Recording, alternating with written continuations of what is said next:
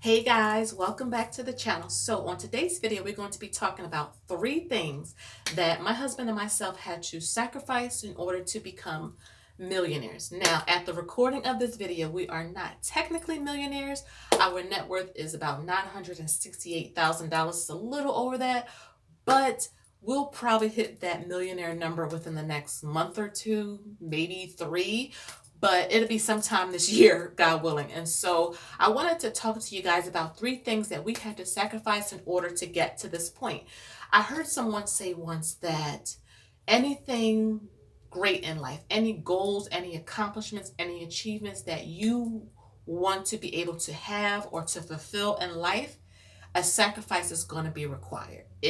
A sacrifice is required for many athletes, many singers, many dancers. You have to give up something in order to get or to attain something that you feel like is greater, something that you feel like is better. And there's no difference, guys, with finance, right? If we want to be debt free, well, a sacrifice has to be made, right, in order to become debt free. If we want to have an emergency fund or a savings account, a sacrifice has to be made. Maybe we want to get 1 month ahead. Maybe we want to start investing. Maybe we want to have a nice nest egg for retirement.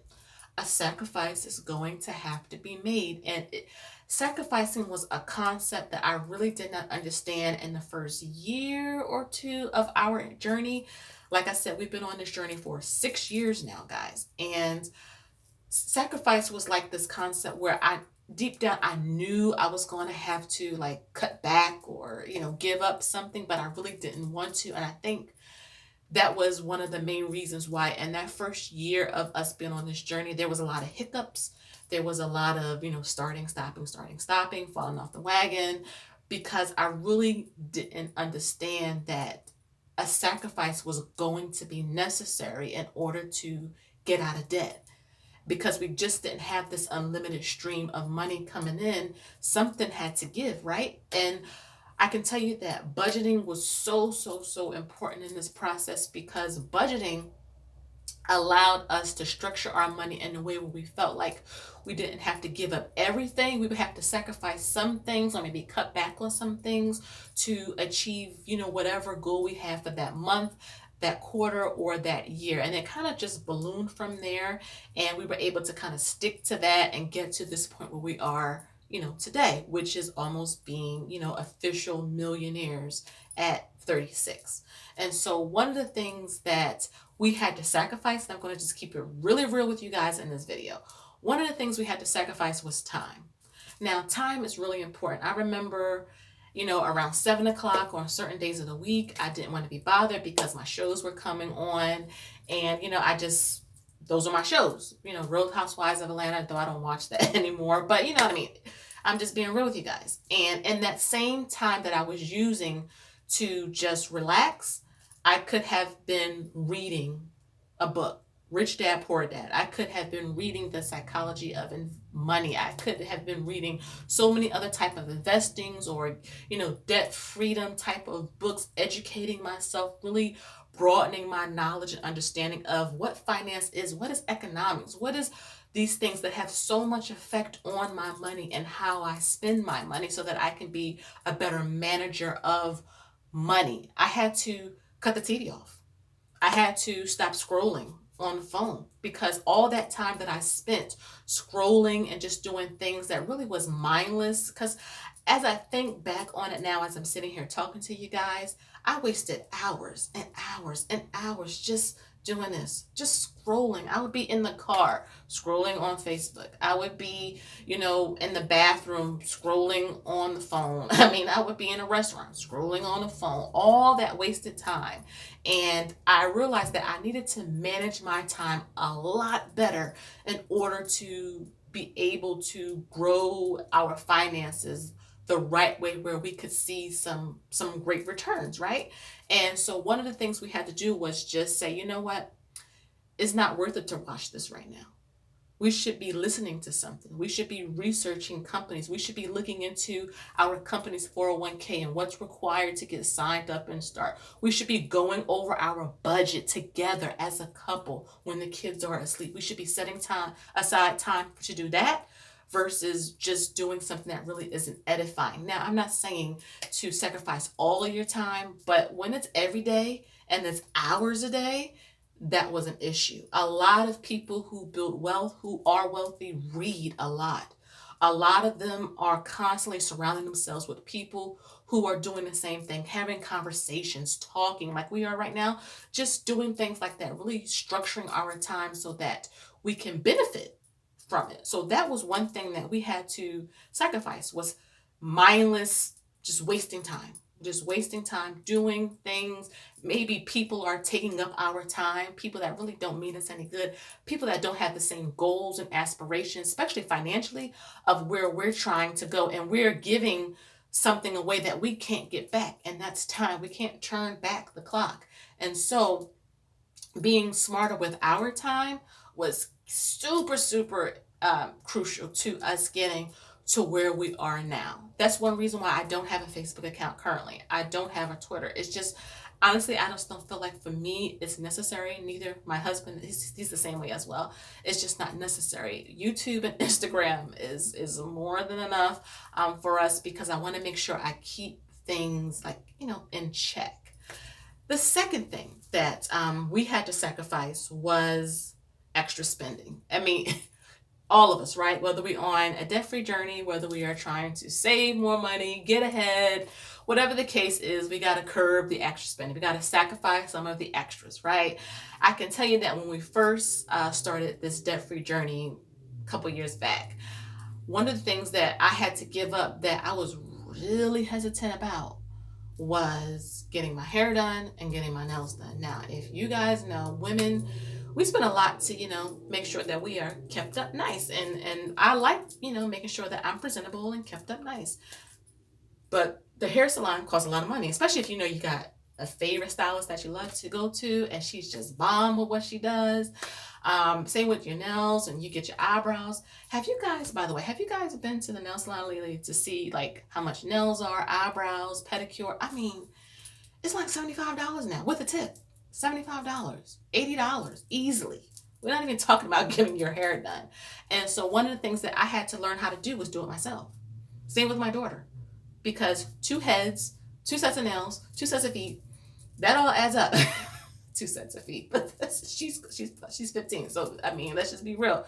You got a teenage daughter, she wants to be, she wants to look nice as well. And so we had to learn how to do those things ourselves so that we can use that extra money that we were spending to go towards debt. Same with eating out. Eating out was a huge one for me, because there was one time we spent $1,500 in 1 month eating out, going to the grocery store like every 3 days, hungry, putting stuff in the cart, and then the kids are there with you.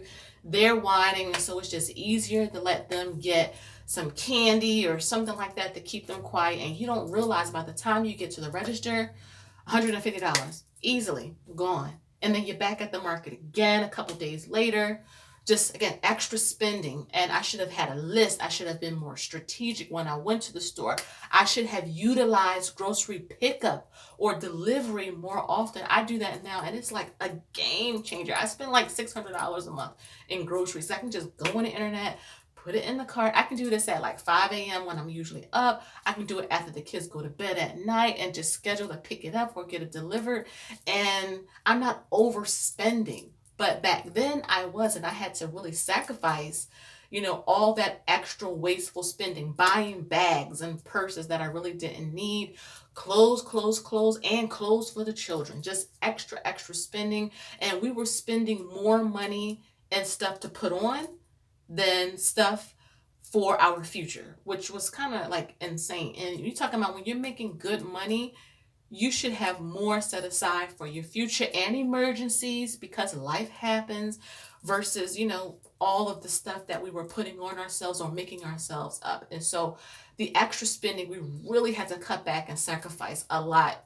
We couldn't eat out more than twice a month. We had to make sure that we budget and wrote out a list for our groceries, making sure that if we needed clothing or something like that, try to find a coupon, try to go during a sale, things like that, because it helped to save so much money to and then put to investments or put to pay down a debt or get ahead. And just having that same attitude year after year after year, I can tell you helped us get to here because it helped us to become better budgeters. It helped us to become more mindful of where our money is. Shout out to Mind Your Money, Tasha. Go over and subscribe to her, guys. I'll have her link in the description box below. Um, but yeah, and she's really good with that grocery, like your list and making sure you check your pantry, because it's so surprising at the amount of money that we waste by not just taking some extra time to, do some inventory. So that was the second thing, cutting back and sacrificing on the extra spending. The third thing and the final thing probably was the most hardest, and that was getting out of our comfort zone. We had to sacrifice comfort. Some people say without great risk, there's no great reward. And I can tell you, growing up, investing was not something talked about. And when we first started to read it, it was very scary because, number one, we felt like we couldn't do this. Like, how are we going to learn all this? This is stuff you learn in college. Where are we going to go? Where are we going to start? What if we lose our money?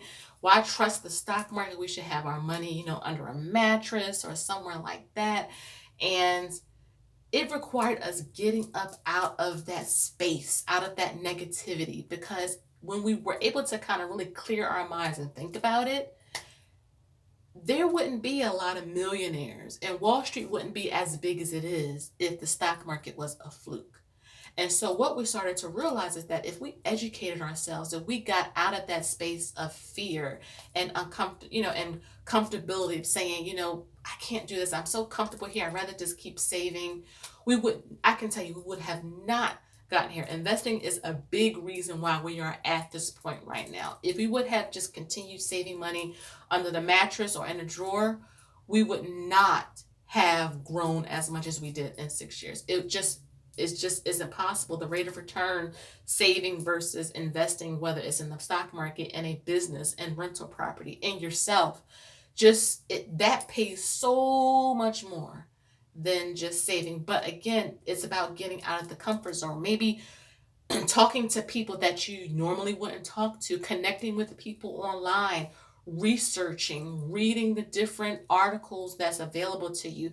I can tell you, social media, YouTube, Instagram is a great resource in terms of helping you to get out of that comfort zone and taking that first step towards a brighter future financially. There are people that look like you, that's the same race as you, come from the same type of background, have families that are on this wealth building journey that can help you come out of that comfort zone and take that first step forward to investing or buying a home. And they're documenting their journey like I'm documenting our journey here on this channel and showing you that, if I can do it, if we can do it, then you can do it too. And that's what I love about it, is that Wall Street Trapper says something so great that I love. He said, Wall Street looks like us now.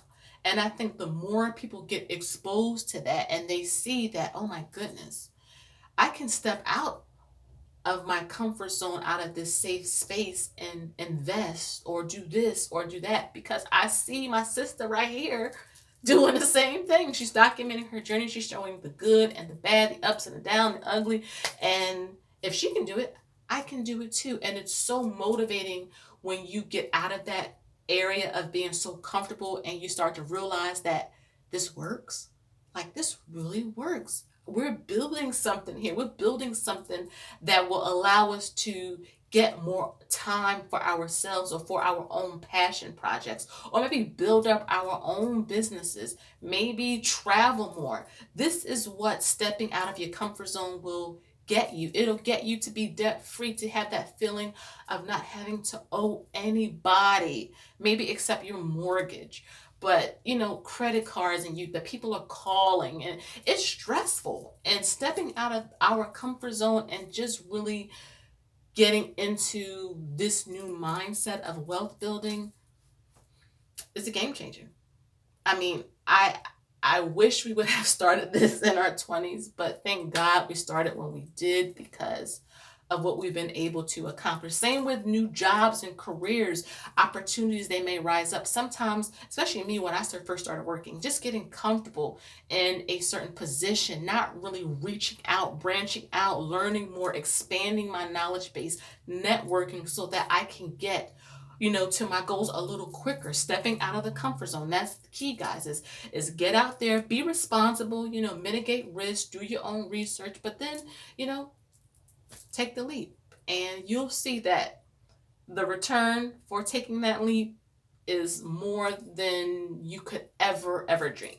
So those are three things that we sacrifice, guys, to get to this point of becoming almost millionaires. Oh my goodness, I can't even say that word right. I will link up here a net worth update where I couldn't even say $1,000,000 in assets because I I didn't think we could ever do this. And so, like I always say, if we can do it, guys, and we've been on this journey for 6 years, so don't get discouraged if this is your first year, first couple months. We fell on and off about 20 times in the first year we started this. But just try to be consistent, get back up, stay connected to the people online that's on the same journey as you are. Have your visuals, your planners, your charts, your spreadsheets, and you guys can do this. You got it. We got this. Like you said, Wall Street look like us now, okay? So I hope you guys enjoyed this video. Don't forget to subscribe to the channel, like the video, and don't forget to follow me over on Instagram. Information is down in the description box below. And until next time, I'll see y'all later. Bye.